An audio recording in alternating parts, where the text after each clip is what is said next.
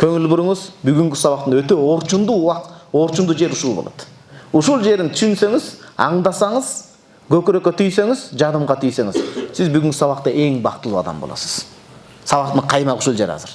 Оң кол ибадат, сол кол соода сатык маселеси. Муамалат деп коет.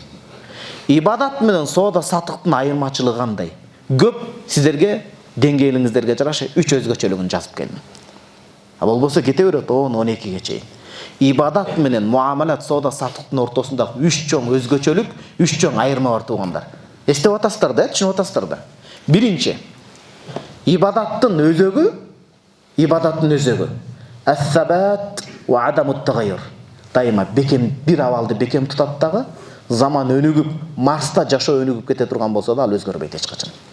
Ибадаттын өзгөргүс катмары ушундай, ал эч качан өзгөрбөйт. Заман канчалык дамып кетет, өсүп кетет, өнүгүп кетет, кандай бир кубулуштар болуп кетпесин, ибадат өзүнүн ибадатын баягы 14 кылым мурун пайгамбарыбыз саллаллаху алейхи шарият кандай жашаң болуп түшсө, жашаң свежий деген сөздүн котормосу.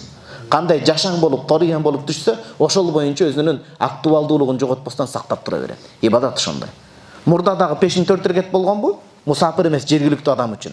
Марстын үчүнө кокус чыгып калсаңыз деле 4 рекет окуй бересиз. Шам 3 рекетпи 3 рекет окуйсуз деген сыяктуу. Бул сооданын ибадаттын өзгөчөлүгү ушул. Соода сатыктыкычы карым катнаштыгы. Бул муруна, ийкемдүү болот. Заманга жараша, адамдардын шарт жагдай, ал жагдайына, кыйынчылык, жеңилчиликке жараша соода сатык тармагы ийкемдүү болот. Бекем бир нерсе катып калат деген сөз жок. Анан ва кабилет тагайюр өзгөрүп турат. Өзгөрөт десе, жана кээ бир өлкөлөрдөн бүтүп келип, сүткорлукту адалга чыгарып аткандай эмес, мен муну керектүү 40 хадисте айтканмын илим тармагында. Илимдин адептеринде 40 хадис ушуга көбүрөөк токтолгонмун дагы. Кээ бир өлкөлөрдөн бүтүп келген туугандар, Алла разы болсун, сонда колдон келишинче динди таркатып атат, мээнет кылып атат. Бирок шунчалык жеңилдетем деп эң чоң арам кылынган сүткор риба маселесин адалга чыгарып аткандар бар, анчалык эмес. Ал динди жеңилдетүү эмес, динден чыгып кетүү болуп калат ал туугандар. Чыгып кетүү болуп калат, көңүл буруңуз. Демек бул жерде ибадат өзгөрбөй бекем сактаса өзүнүн өкүмдөрдү эч качан өзгөрбөйт. Шариятта соода сатык маселесинде негизги эрежелер бар. Ошого шай келип туруп, бирок ылдыйкы нерселерде адамдардын муктаждыгына жараша өзгөрүү болот. Өзгөрүү болот. Муну түшүнүңүз да. Бул биринчи өзгөчөлүгү.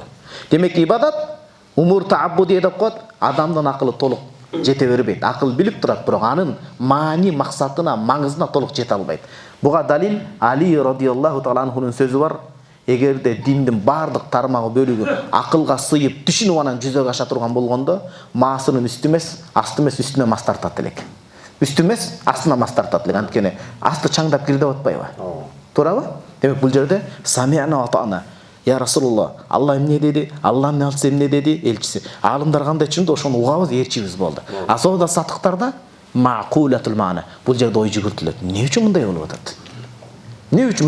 Маселен, бир эле өкүмдү айтып кетейин, соода сатык тармагына кийин окуйбуз. Сорт деп коет, валюта маселеси, обменчиктердин маселеси бул. Бир курс акчаны экинчи курска алмаштырууда. Мисалы, шейхибиз, дамылдабыз, агабыз бул кишиге ошол тармакта акча алмаштырып иштей турган болсо, мен келип кыргыздын өзүбүздүн сомду башкага айырбаштай турган болсом, колмо-кол айырбашташ керек болот. Сен долларды таштап кое бер, 2 сааттан кел, мен сомду даярдап коем десе болбойт. Ат-тақабуду шартун фи маджлисил акд. Колмо-кол алмаштырыш керек ошол жерден алыстабай туруп. Нак болуш керек бул жерде. Көрдүңүзбү? Эмне үчүн? Анткени инфляция деген маселе бар бул жерде.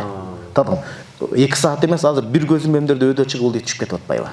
Анан конвертация деген маселе бар ал жерде. Долларды башка кылуу. Көрдүңүзбү? Бул жерде мааниге каралат да, демек. Эмне себептен кандай мунун түбүн түшүнүш керек деген сөз да.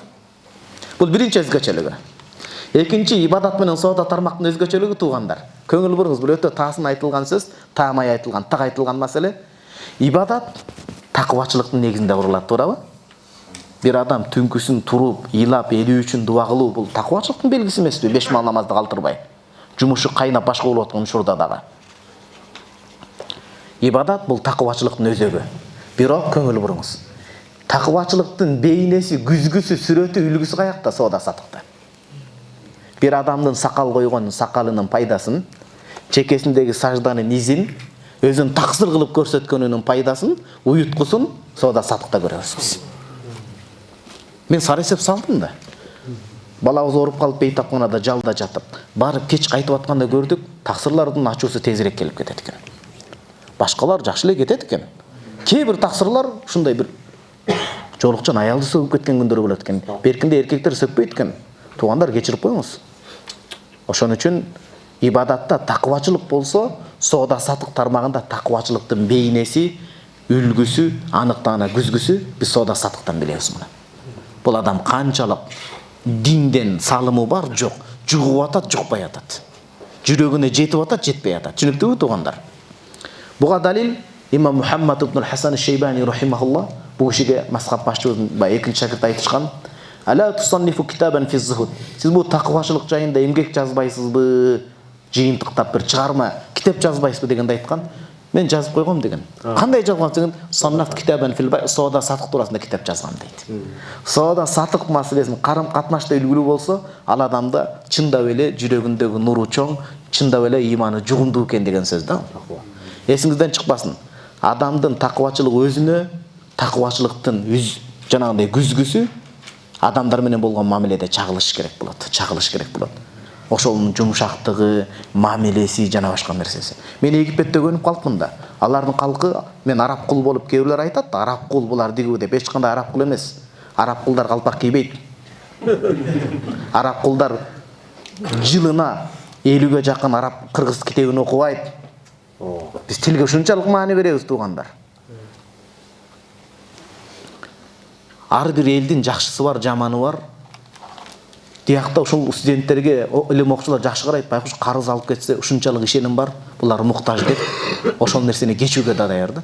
Бул жерге баягы карыз алган адамды алып келбей коебу коруп калса керек да дүкөн ээлери. Карызга бербейбиз эле бакытып жазып коюштур да көп жерлерде. Мен андайга көнгөн эмсин, келип окуп жүрөгүм сыз деп коркуп кеттим кадимкидей. Туура бир четен берки адам деле зарыгып, күтө берип, тажап айла жок ошо чечимге барса керек, бирок ошону жазыштын да канчалык кажети бар, адамдын көңүлүн көбүрөөк ойлобойт. Корс экенбиз да биз бираз.